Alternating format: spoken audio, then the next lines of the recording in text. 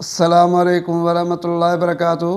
नाज़रीन, एक भाई ने सवाल किया है कि अगर कुर्बानी का जानवर चोरी हो जाए या गुम हो जाए तो क्या उसके ऊपर कुर्बानी करना वाजिब है या नहीं। नाज़रीन, अगर किसी का जानवर गुम हो जाए या चोरी हो जाए, यानी रात के वक्त में उसने अपने घर के अंदर बांधा था या बाहर कहीं गली में बांधा था, कोई चोर उसको लेकर चले गए, अभी वो जानवर गुम हो गया, अभी उसकी कुर्बानी होगी या नहीं होगी, या उसकी कुर्बानी हो गई। नाज़रीन, अगर आपका जानवर चोरी हो गया है या गुम हो गया है या आगे पीछे हो गया है, अभी उसका पता भी नहीं चल रहा, तो आपके ऊपर वाजिब है कि अगर आप साहिब इस्तिताअत हैं, साहिब निसाब हैं, साहिब मालिक हैं, अभी आपके पास गुंजाइश है, तो आप दूसरा जानवर ले लें। दूसरा जानवर लेकर आप उसकी कुर्बानी कर सकते हैं, यानी आपके लिए जायज़ है।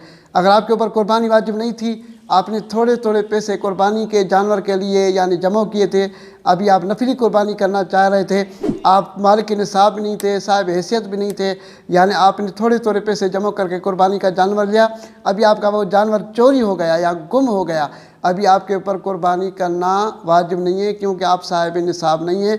ये नफली कुर्बानी थी जो कि चोरी हो गया। अल्लाह ताला आपको उसका अजर अता फरमाएगा। ये था ज़रूरी मसला जिसकी हमने आपके सामने वज़ाहत पेश कर दी। अस्सलामु अलैकुम वरहमतुल्लाहि वबरकातुहू।